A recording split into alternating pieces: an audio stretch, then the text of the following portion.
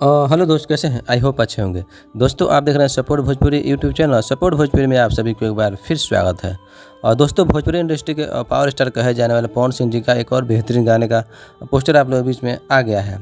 और दोस्तों, जिस गाने का बोल है, जिस गाने का टाइटल रखा गया है, सुना ए राजा। और दोस्तों, इस गाने को लिखे हैं आज के दौर के बेहतरीन राइटर और आशुतोष तिवारी जी। आशुतोष तिवारी ने इस गाने को लिखे हैं और सरगम आकाश का म्यूजिक है। और दोस्तों, इस गाने को पावर स्टार पवन सिंह जी के साथ में आज के दौर के बेहतरीन फीमेल और प्लेबैक सिंगर शिल्पी राज ने इस गाने को गाई है।